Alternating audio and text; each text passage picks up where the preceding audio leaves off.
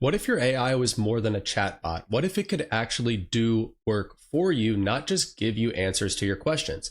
Well, that's exactly what Perplexity Computer and Claude Cowork promise to deliver. So in this video, I'm going to put them head to head. I'm giving them the same 3 tasks, making them run the same 3 workflows, and showing you guys the real results. One costs $200 a month, the other costs only $20 a month. And honestly, the winner of this comparison kind of surprised me. So by the end, you'll know exactly which one is worth your money and exactly which one I recommend you use. So let's dive in. So the first task we're going to give these 2 tools and put them head to head is we're going to have them do competitive research, and then we're going to have them turn that research into a client-ready deliverable. So this is the prompt that we're going to use inside both Perplexity Computer and Claude Cowork. So I'm going to copy that, pop over to Perplexity Computer, switch it, make sure we're in computer mode, and then new task, paste in the prompt, and press enter. And while that is going to work, we're going to jump into Claude Cowork and do exactly the same thing. So we're inside Cowork, we're going to test the same prompt and click let's go. We're going to run it on Opus 4.6, make sure it's using the most powerful model. I'm not sure which model Perplexity Computer is going to default to here, but I'm going to come back once the prompt has been run on both tools, and we're going to evaluate the output against the criteria that we've set.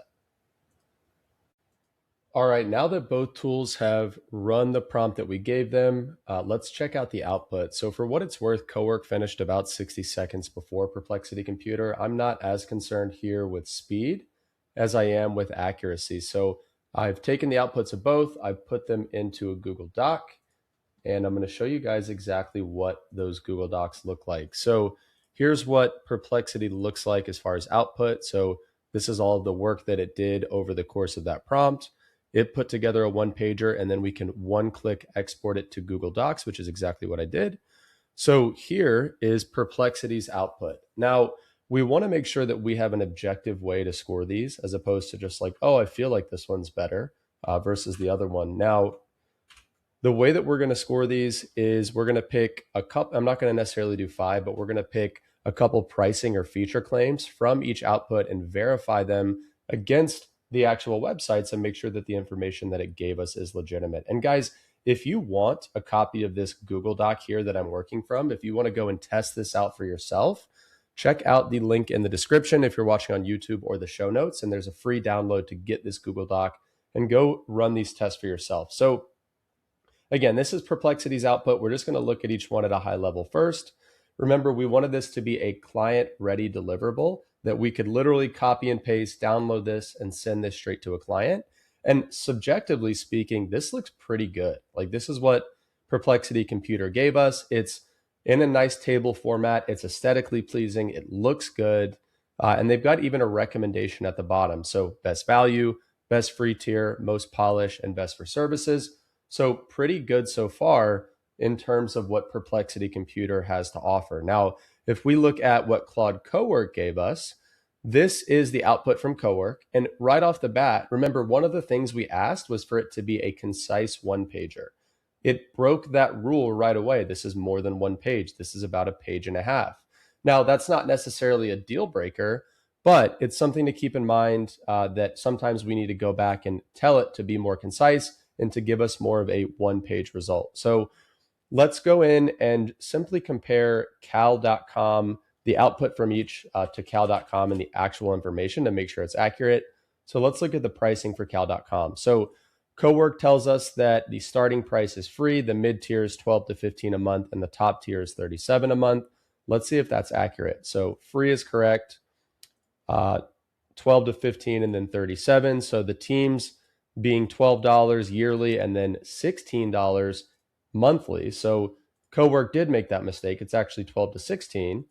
And then for the annual plan, it looks like for the monthly plan for organizations, it's 37 a month. And then yearly, it comes down to 28 a month. So tiny little error there from Cowork, but not a deal breaker. Again, not a big deal at the end of the day. Now, if we look at Perplexity, let's compare the output for what Perplexity had. So they did include the free tier, which is accurate. And then for the Teams plan, Perplexity said that it costs $12 per user per month, which is correct if you choose the annual option. And then Perplexity also said that $28 per user per month on the enterprise custom plan, which is correct. So I'd say for the first test, Perplexity definitely is the winner here. It was a better looking document. It followed all of our instructions to a T in terms of being one page, being aesthetically pleasing, being client facing, and I think it did a better job. So let's jump into the second test. So the second thing that we're going to test is I've created a folder with 10 text files that contain fake client intake notes. And these are varied formats. They have a bunch of typos. The structure is inconsistent. And the goal of what we're going to test here is, can each tool read these 10 messy files and extract structured data from each one and then output that data into a clean spreadsheet? So I'm going to pause. I'm going to come back when I've uploaded the files to each tool, and then we're going to run the test and see what it gives us. And this is the exact prompt that we're using here. All right, now that both tools are done running their analysis, let's dive in and score these against each other. Now, something to keep in mind here, because Perplexity Computer is cloud-based and it doesn't run off your local machine, the difference between the two prompts in this case is I actually had to upload each of the files here to the prompt versus in Claude Cowork, with Cowork being attached to your machine, Cowork was able to go into that folder on my computer and pull the files directly from my computer. So not a big deal either way. It's just a key difference between the two tools. Perplexity is cloud-based and Cowork can run off of and modify the files inside your computer. So let's look at the output that it gave us. So this first one that we're going to look at here is the Perplexity output. So this is the spreadsheet that Perplexity put together based on that fake client data that, remember, had a bunch of inconsistencies and typos and whatnot. And then here is the one that Cowork gave us. So as far as just, again, subjectively speaking, these look pretty similar. Personally, I like the look of this one from Perplexity a little better. I just think it's more aesthetically pleasing. It looks a little cleaner. And the one from Cowork still gets the job done. Again, no big issues there. Now, how are we going to score these? So we're going to check the spreadsheet against one of the original files. We're not going to look at all 10. We're just going to look at one of them.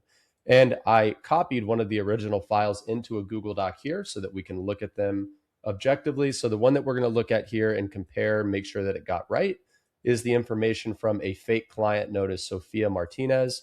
If we find her here, we see that she is the first one. So Perplexity said that her name is Sophia Martinez. Her business name is Sophia's Bakery, which is a bakery and food service business. Let's see if that's correct. She owns a bakery. That looks correct.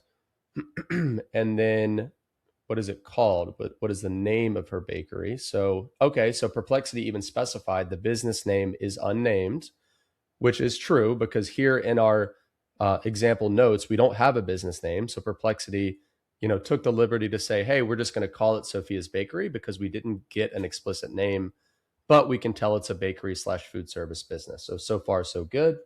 I'll even zoom in here a little further so that you guys can see.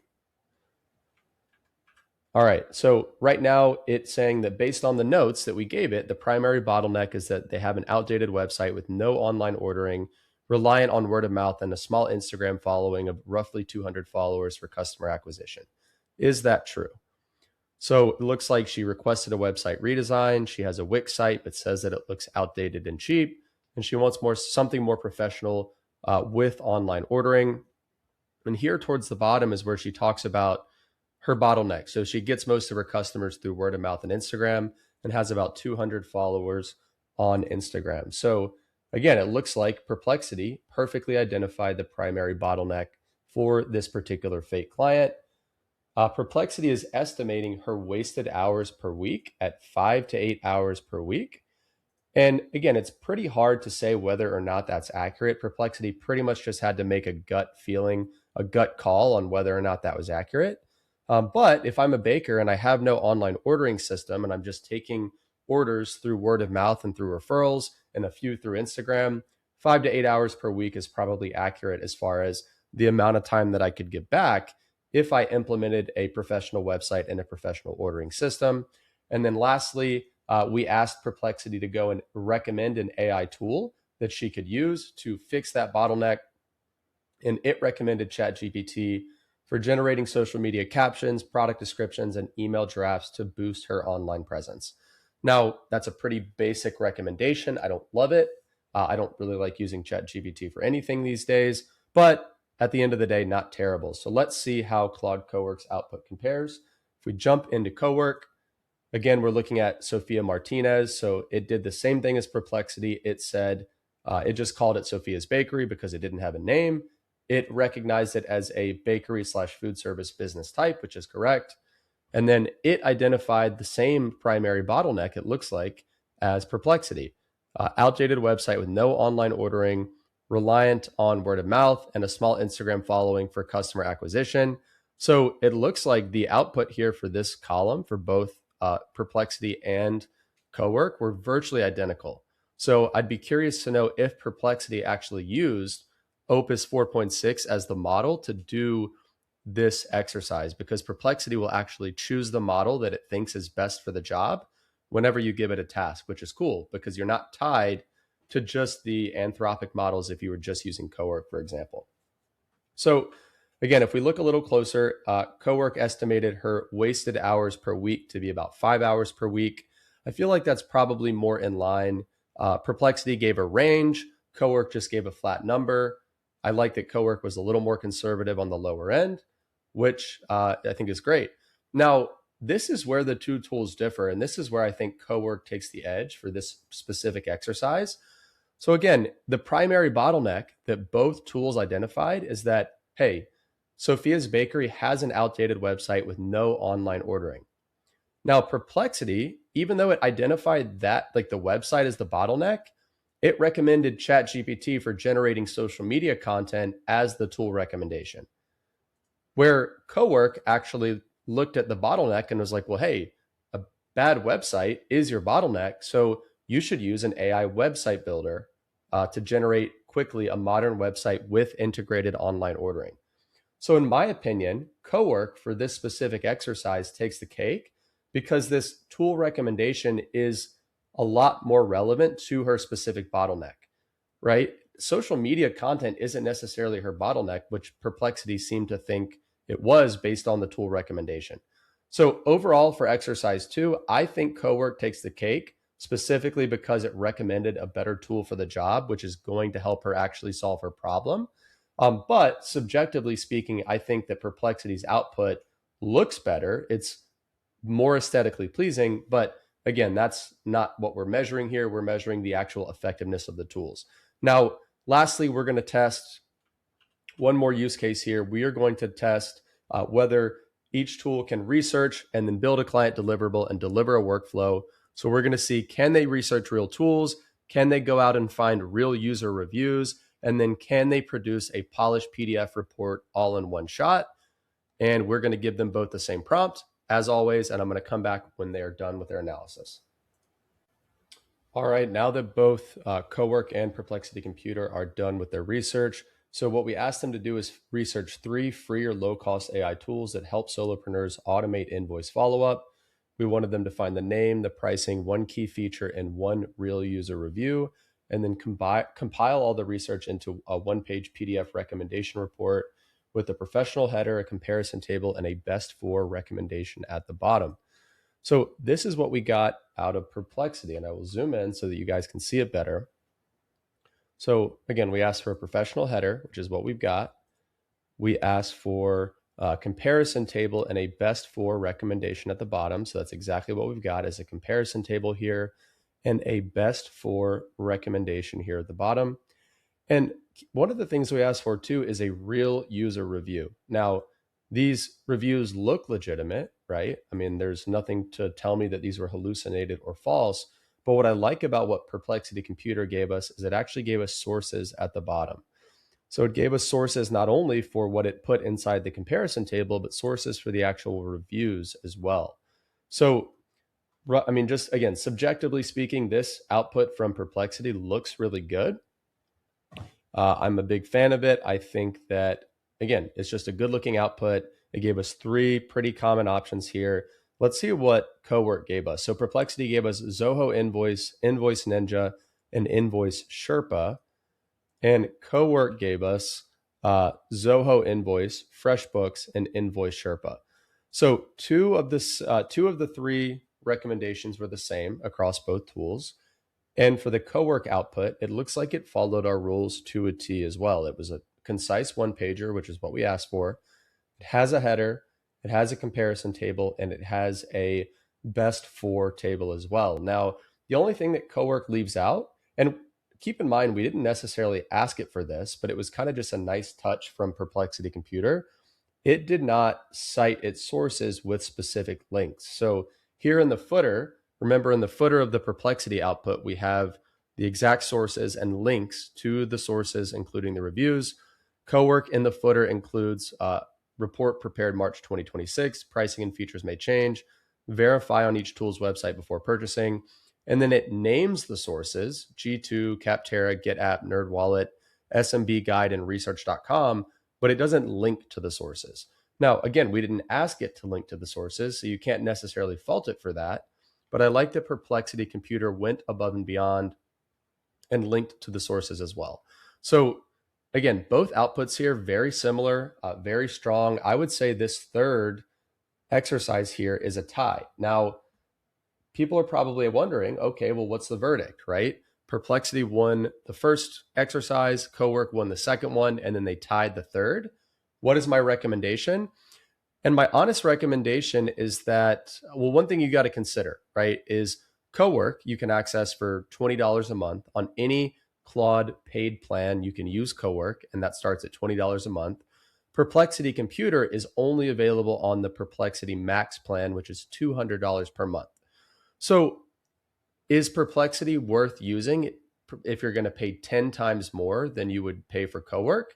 My honest opinion right now is no, right? If you can pay $20 a month to access one of these tools, I would go with Cowork. I don't think Perplexity Computer is yet worth paying $200 a month for. Does it feel better? Does it look a little better overall? I'd say slightly. I'd say it's maybe 5 to 10% better than Cowork right now, just from my initial testing. And I think that's mainly because Perplexity Computer has access to all of the models out there. You're not tied to just the Anthropic models. And the fact that it's cloud-based, it can run even when your computer's off or when you're away. Whereas for Cowork to run, it has to be running on your local machine and your computer has to be on. So Perplexity Computer is a slightly better product, but is it worth paying 10 times more for? The answer is no. So my pick is go with Claude Cowork. So I hope you guys enjoyed this comparison. This was my honest opinion after testing Cowork for the last month and a half, and Perplexity Computer for the last couple of days. They're both great tools. I'm excited to see what Anthropic does with Cowork, what Perplexity does more with Computer. And if you guys like these kind of videos and you like these kind of episodes, be sure to subscribe for more. I'll be back next week.